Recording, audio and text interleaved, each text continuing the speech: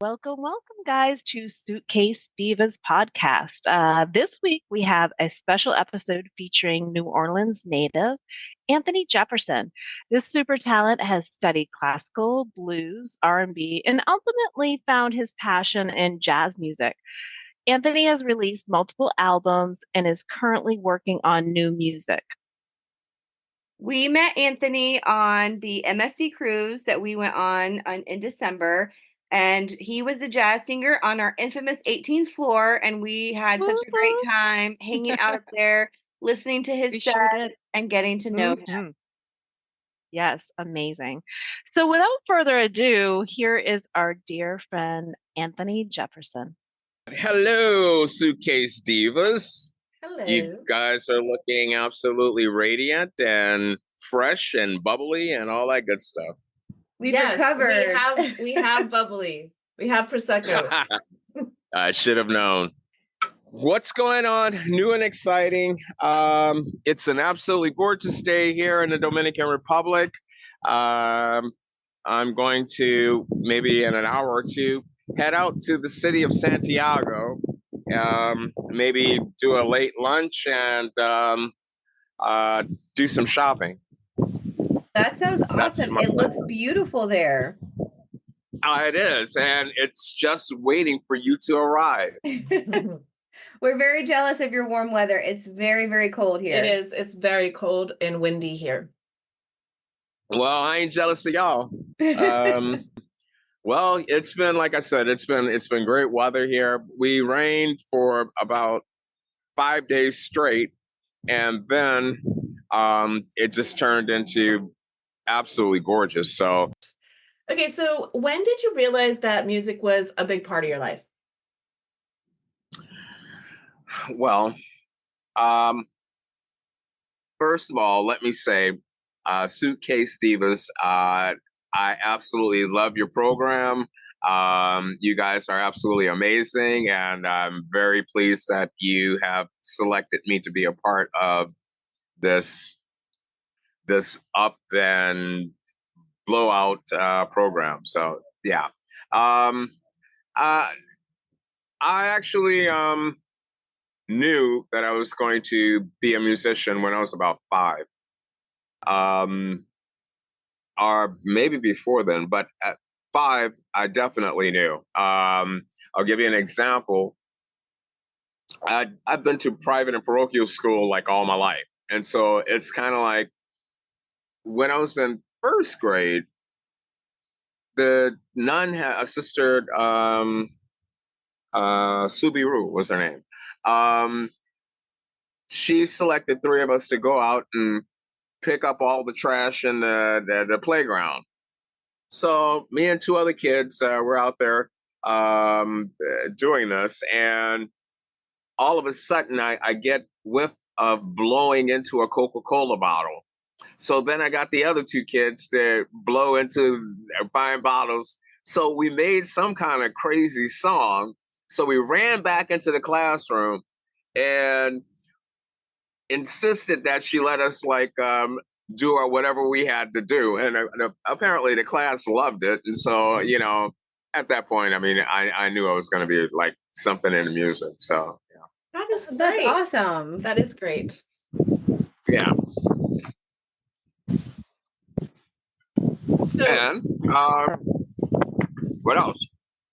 So sorry, I had to get my copy of it. I was like, why are you No, I keep poking her, like, stay poking me, but I couldn't see her sheet because I left mine in the printer.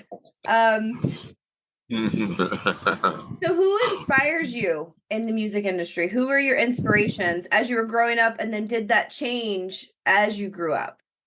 Growing up, actually, I was very fond of the Bee Gees, and I was very fond of the Isley Brothers. Natalie Cole. There was something about Natalie Cole that was so inspiring, not only because she had reached the point of there was talk about her taking the title for being the Queen of Soul. And that inspired me because she had that much will, that much drive, that much determination. In today's time, I'm inspired by John Legend, and Beyonce. As crazy as it seems, Beyonce, because Beyonce is a hell of a worker. I Absolutely. mean, Yes. she's nonstop. She's, and that drive is very inspiring. Adele, the whole transformation of Adele is like extremely inspiring to me. So yeah, in a traditional sense, definitely Nat Cole is my biggest inspiration in jazz. Ella Fitzgerald and Sarah Vaughan. They run very close. So yeah, I'm kind of all over the place with Yeah. that That's question. good. Yeah. Amazing. Yeah. Yeah. No worries. Did you always know you Okay. wanted your genre to be jazz, or did that transition from how did jazz become where you ended up? I wanted to be a pop star, similar to like Duran Duran. Okay. I ended up on jazz.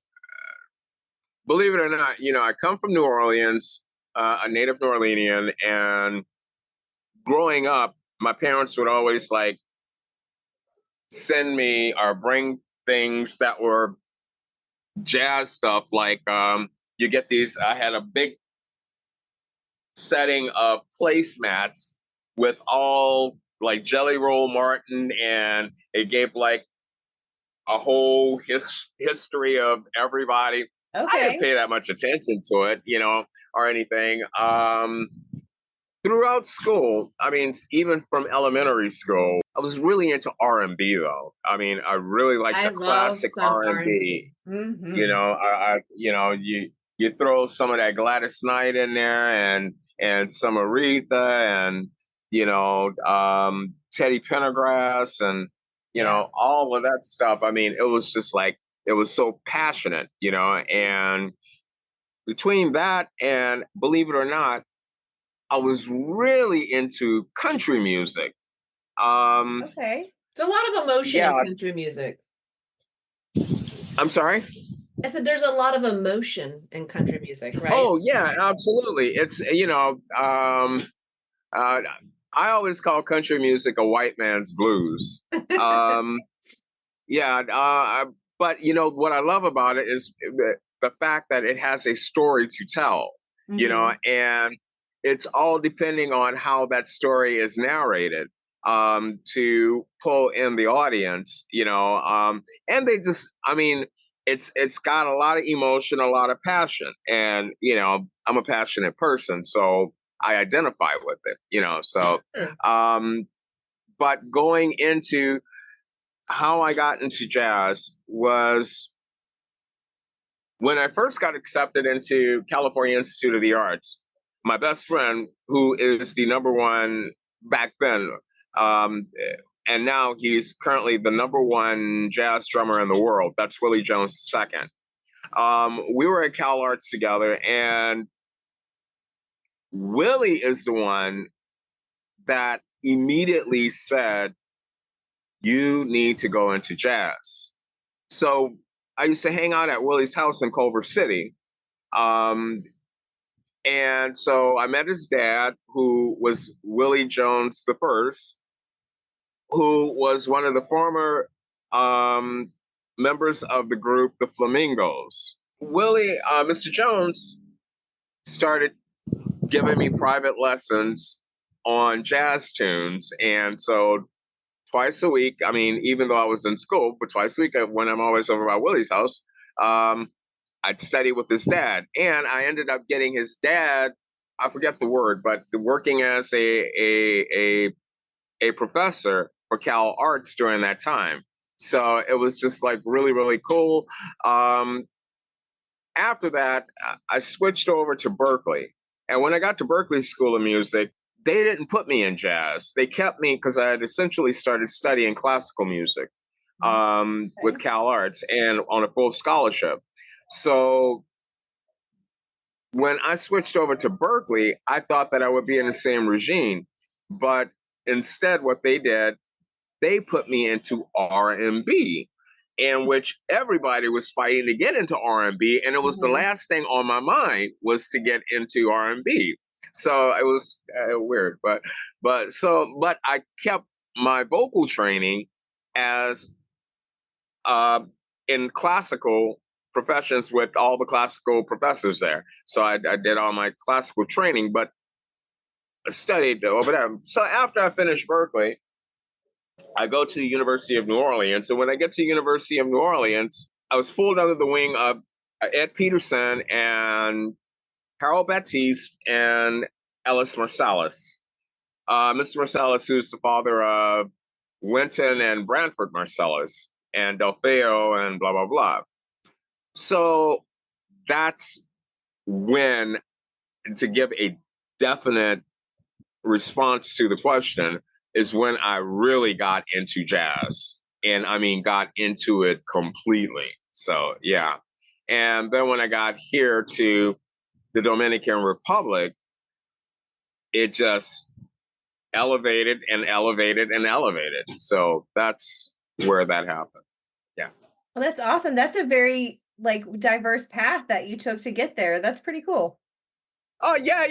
You know, in comparison, I can't really remember exactly how the dynamics were, but Juan Luis Guerra, who I had the pleasure of meeting, I kind of followed his pattern, but we did basically the same thing, but I did it backwards. But it ended up in the same kind of platform, if that makes any sense. But yeah, and he's like a really nice guy, and it turns out he's a fan of mine, and so I was like really pleased. On my CD release party, which was at the Hard Rock Cafe in Santo Domingo, at the Blue Mall, it was being streamed worldwide, and one of the radio personalities, Besos and Abrazos here in the Dominican Republic, Rachel Bassini, she said, Anthony, you have a phone call, or you had a phone call. It was from Mr. Juan Luis Guerra. He said, congratulations and knock 'em dead. To me, that was like the highlight of my entire career, because I was a big fan of Guerra, and I had absolutely no idea he even knew who the hell I was. So awesome. yeah. So yeah, that was like a really highlight. I don't know why that came up, but nonetheless. But yeah, okay. Next question. So this is an off-topic question, but I'm just curious. How long have you lived in Dominican Republic? In March, it'll be 21 years. Nice. Oh, wow. So it's been a hot minute you've been over there. It's been a hot minute, but I mean, come on, guys. You see that? It's gorgeous. Beautiful. Yeah. Yes. Yeah, I guess that kind of would explain, you know, in retrospect, I could have done this on the beach and let you see some of these beaches here. Dominican Republic has some of the best beaches in the world, you know. Cabarete is the windsurfing capital, you know, in the world. And I mean, it's just great to go there walking in the morning and maybe stop, have breakfast, watch them all during the kite surfing. And I mean, it's just, and people walking their dogs. I mean, it's just, you know, it's exactly there. where I need to be. It is beautiful. Yeah. I've only ever been to Punta Cana at an all-inclusive resort. That's my experience. And I have not been yet, so that's on my bucket list to come out that way. Okay, yeah. And, you know, I mean, Punta Cana is great and stuff, you know, but for me to identify with a country and so on, you got to identify with its culture and its people, you know, the cultural heritage, et cetera, et cetera. You got to get in with the folk, you know, and it's like when you go to Punta Cana, it's comprised of so many resorts, which are absolutely wonderful. Yes. But it's basically, you'll get that same effect no matter where you're at. So it's not like, you know, you're really experiencing one's culture, you know, and its people. So nah, I mean, so like when I came here, I didn't do the resorts. I just started hanging out, started meeting people, going to discos. And the best thing is where you meet people, at least for me, was the barbershop. Barbershop is Wow. like absolutely the coolest place to meet people, man. So yeah, so anyway, that's kind of That's awesome. Yeah. Well, now yeah. we know. Now we know the next time we come that who we're hanging with. Yes. Absolutely. You better believe it. And a lot of my friends cannot wait to meet you guys. So Well, that's awesome. We'll have to plan a trip out there. Yes. So for our listeners, absolutely. we do want to say that Absolutely. we met Anthony as he was the jazz singer on our MSC cruise, which we're reviewing. So how did you get into the MSC cruising? How did you go from your performing to the cruise performing? Wow. Well, it was on my bucket list to experience what it's like to perform because I had never performed on a cruise line before. Mhm. You know, and it was on my bucket list. It was actually one of the most highly recognized sax players here in the Dominican Republic, Carlito Estrada, gave me a contact of one of his agents that exclusively deals with the cruise lines. So I contacted the agent, and it was like 4 weeks later, she said, "Anthony, are you ready to pack your bags and go sailing?" And I said, "Yes." And so that's kind of how it happened. So were you when you met Cheryl and I on the cruise, was that your first time being on MSC and performing? That was my first time being on MSC and my first time performing on a cruise line, in which I did get some rave reviews. So Yeah, you did. Yes. Yes, you were yeah. the talk of the ship. And just so you know how cool you are, we pretty much exclusively hung out upstairs on deck 18 so that we could see you and hang out with you. Yeah, well, you know what? That 18th floor is something that will probably stick with me for the rest of my life. I actually met some of the coolest people, like you guys. I mean, I really met some interesting and some really cool people on that 18th floor. And the other thing is, working there, those first several days, I started going to almost every floor and started checking out the musicians that they had. They really have some really good talent on Agreed. MSC. Yeah. I mean, just some really amazing talent. Candace, phenomenal girl, from Tobago. And I mean, Jesse from Brazil and Jesse from South Africa. I mean, just an array of talent from all around the world, Yeah. and for me, it was like really refreshing because it was like suddenly I feel like I'm back amongst peers, Mhm. and because as a musician, when you branch out into the world, you kind of lose that that group, family kind of thing, you know, and so it was just really a warm feeling to connect with such talent that was equal to mine, and so that was one of the things that will last with me with MSC. That's, Yeah. with the whole musician thing. So the next question is, where's your dream location to perform from? Like, where would you love to perform from? That's a really hard question.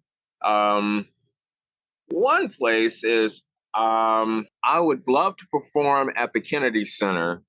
I would also love to perform in Paris. Yeah, I think Paris would be like That would be sweet. the hot spot. Yeah, Paris would probably be a strong yeah. I like that Yep, answer. that's Yep. okay. Very good. Have you been there? Have you been to Paris? I have not been to Paris, but it's on the Okay. bucket list. And I had a window of opportunity because their jazz fest starts from May through August. And so from May through August, you've got all these venues that are just waiting, you know, to pull you. But when COVID happened, everything got backed up. So now all these venues that I probably would have gotten access to through my contacts, it's impossible because there's a waiting list that's going to be years down the road, Right. because of all these people trying to catch up with the whole COVID thing. So Well, yeah. there's time. Yeah, that's awesome. You'll get there for sure. Yeah. Yeah, well, I appreciate the support and confidence. So what's your next project you have coming up? I have my next big project is with two-time winner, Cassandra Award winner, the #1 sax player in this country, Sandy Gabriel. He has I've been invited as the vocalist for some private functioning in the next couple of weeks coming up. And so that's a big event. So when Sandy calls me, it's always a big event. So Nice. yeah. And you just wrapped up a festival, correct? You were doing You performed over the holidays. Yeah. Oh, yeah. Actually, it was over at there's an Argentinian steakhouse, Toro Loco. Toro Loco they have some killer food. Yeah, so I performed over there, and that's right, I did another festival. You're absolutely right. This whole brain, I got it. See, we're keeping up with you. We're your biggest fans. Right. Oh no, that was with the Minister of Music or the Minister of Tourism of Santiago, Rapalito Mirabel, and his group. That was a really good show. During that time, that's right, because we had just said goodbye to each other from the boat or so on. Yes. And during that time, I had caught a bit of a cold.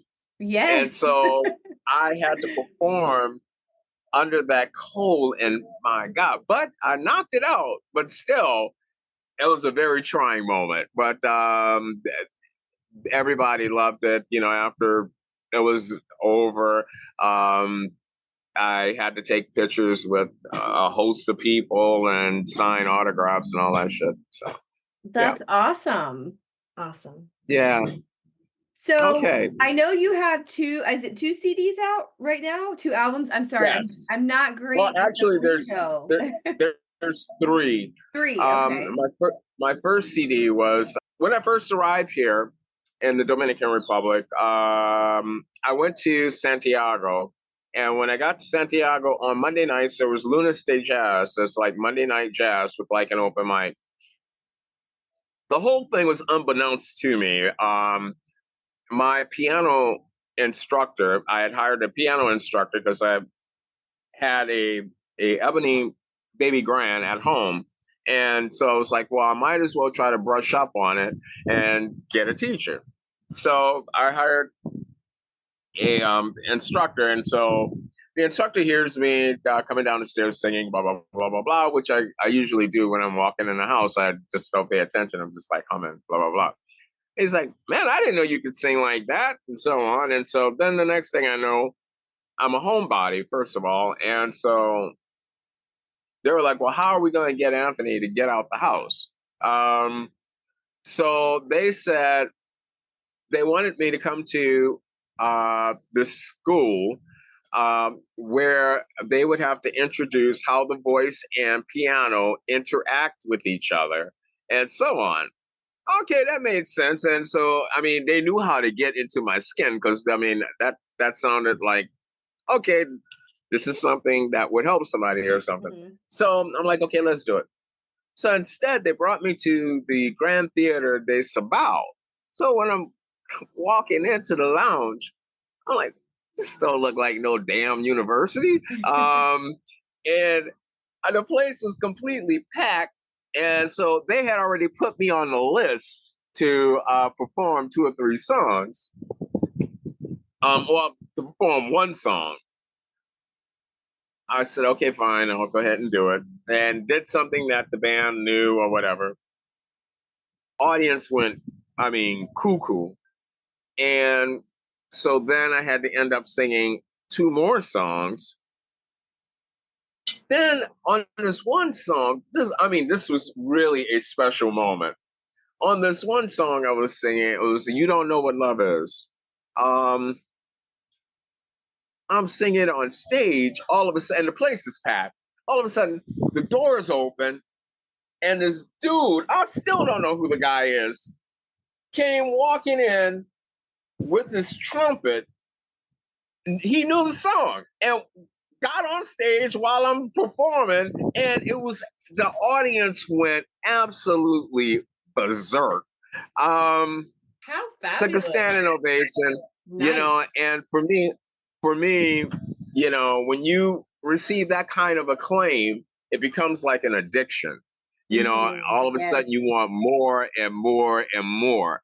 So I started going on Mondays for their Monday Night Jazz and started looking at the different musicians and artists.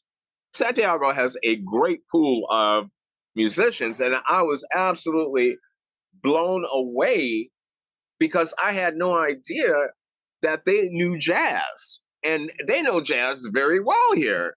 I mean, there's so many different types of jazz, but I mean, for like the traditional standard Great American Songbook, I mean, they know all of that stuff. And I was just like, I just didn't think, that they would know. And so, yeah. So nonetheless, I ended up selecting each person in my mind and got with them, and we all met together, and we started the group, the Jefferson Faculty. And my first CD was with the Jefferson Faculty, and you could get a load of that. Some great Jonathan Pena, amazing saxophone player. Hippolyto Jean, incredible pianist. Just the whole pool of them. It was a really, really, really raw, really raw CD, and it was my first. So then after that, I met with Corey Allen, and when I got with Corey Allen, I ended up leaving the Jefferson Faculty and going as a solo, and we came out with But Beautiful CD, which missed the Grammy by 2 points. And that was, for me, overwhelmingly amazing nonetheless, because here I am, just doing this, and all of a sudden I'm like from here to here, Right, and so, yeah. And I mean, the reviews from Jazz Weekly, from Jazz Times, from All That Jazz, from the Jazz and Me, my God, you go to the Jazz and Me Hot Picks that year, I mean, they had every top artist from David Sanborn to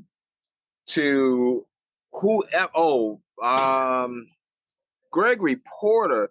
And then all of a sudden, you got this 2-page of Anthony Jefferson. And I'm like, my God. And, all of a sudden, I'm in the third third top publication, with all of these, I mean, famous people, Gerald Albright, I mean, and I'm still bewildered, you know, it almost brings a tear to my eye every time I think about it, because all of a sudden it's like, you know, it's so rewarding when you are received, you know, and people actually get what it is that you're trying to convey. Right. Yeah. You know, and Absolutely. That so validation. Yes. yeah, absolutely. And so, you know, we came out with But Beautiful, and wouldn't you know, we came out with, which, in my opinion, But Beautiful is such a beautiful piece of work. Uh, Folks out there, if you want to check out But Beautiful, you can find the platforms: CD Baby, Amazon. Amazing, really good CD to check out. It's with the Santo Domingo Philharmonic Orchestra. It also features, for those of you that are into animation or whatever, you have Lisa Simpson from The Simpsons, which is actually Doug Webb, who's playing the sax on throughout my CD. So, that's awesome. Sweet. Yeah, so basically I got Lisa Simpson on the damn CD. So I like it. She made saxophone like popular. Like Lisa Simpson was the one that introduced many entertainers to the saxophone. So that's amazing. Absolutely. So yeah, so it features that Sandy Gabriel, Mark Rapp, very dear friend. Mark and I became like really close at the University of New Orleans. And it was just kind of, I mean, I had to notice every year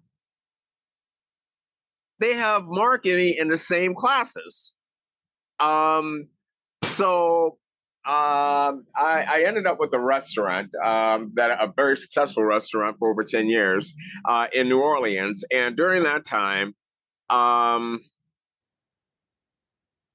Friday nights, it would be like University of New Orleans night. All the jazz cats come there and hang out. You know how college is, blah, blah, blah. So all the cats are hanging out. So then you've got Loyola getting whiff of this and Tulane getting whiff of this. So it just became Friday and Saturday night was like the hot spot over at the club. And so I would normally do the first set and turn it over. And Mark and I started working at the restaurant and so on. But anyway, Mark and Branford Marcellus came out with a song called Thank You, which was an instrumental. And Mark challenged me basically to put lyrics to Thank You. And so off of that beautiful scene, which got rave reviews, the number one jazz radio station, KUVO in Vail, Colorado, it peaked at number 2 on their top 20 for like 6 weeks. Nice. Yeah, no, it was real nice. I mean, I was on top of cloud 9, you know, and I mean, you really have to listen to the song because, I mean, it's called Thank You. So it's pregnant with possibilities on every kind of platform. I had several radio stations, their personalities said, watch out because somebody's going to want to buy that song. Fortunately, that hasn't happened. And I think what I will do is revamp it and put it out again because it's really a really good piece of work. So anyway, I took that with the arrangements and it was composed by Corey Allen. Corey Allen is originally from the Manhattan Transfer. That was like one of the most groundbreaking groups in the history of music, basically. he was the arranger and pianist, and he was married to Cheryl Benteen, the beautiful redhead of the group. And so Corey changed the whole modification, and I'm a sucker for strings, so he put it all strings. And I also have my sound engineer. His name will come to me again, but he's like a 19-time Latin Grammy winner, and I've got him on guitar, Alan Leshorn, on guitar with this thing. So it's a really nice piece of work, and I implore you to check it out. We So. Absolutely. absolutely 100% will. So do you have any plans for a fourth? I guess this would be your fourth album? You know, I do, nice. And it's a doozy. I think on my second CD, which is titled "All I Am," that picked up the 2 consideration for American Grammy. That format was changed from the But Beautiful CD. I kind of went and explored a little more into different genres, so to speak. So with this 4th CD, but actually 3rd CD as a solo artist, which I consider my trilogy. Nice. I'm going to go back into the format of the Great American Songbook traditional American jazz, and I think I may get it right this time. So, well, that's exciting. That is exciting. I'm taking notes because Denise and I aren't very versed in like all the technical thing. Like I just wrote down some of these things, but as I mentioned to you, my daughter is very much into music, and so I'm sure she could explain this to me. Plus, we want to be able to get out there your information, and we're so excited about your upcoming projects that you have coming. So we want to make sure, let us know so we can get that out to everybody too. Absolutely. You better doggone believe it, man. I appreciate you guys having me on your program. You're very, very dear to my heart. It was just kind of like the chemistry and the bond was there automatically, and so. You saved our cruise. Yes. You and John. Do you know how many people? The cigar. My God, I'll send you. I mean, so many people have wrote and said that. It's just unreal. I mean, so there must be some kind of truth to that. I mean, because it's not just you that are saying that. So yeah, I mean, I'm like, whoa. Yeah, so yeah, but I'm honored because you know what, hanging out with you guys have been like the best part of my cruise experience. So I'd have to say the same for us as well. Yeah, hanging out up there with you and on that, what Denise calls our VIP lounge on deck 18 was the highlight of our cruise, and we were so grateful. Yeah. I don't know. There's so many things to say about that, but one thing I will say, it was an adventure. But one thing I can say, I don't know if there will be any other cruise line that will have that cigar lounge as such as MSC. That is absolutely true. Yes, it is unique in its own way. It is. So yeah, so it's quite an experience. But like I said, I've met so many. The cigar room stays in the cigar room. We can't disclose too much information. Yeah. Oh no, we cannot. No. It was wild and crazy. It was beyond wild. Nothing like I've ever experienced. Folks, if you guys want to experience wild and just off the chain, a different experience, yes, go to MSC. Mega Viglia. Yeah, absolutely. So thank you, Anthony, so much for letting us interview you. We really had a blast on the cruise, and we honestly wish you all the best in your future endeavors. And hopefully, we do see you sometime in the near future. And thank you guys for listening. Next week, we will be interviewing John Reyna, the pianist that was on the MSC cruise that played along with Anthony. So please stay tuned and check out next week's episode. Yeah, they were fabulous. Be sure to tune in. Bye, guys. Bye, y'all.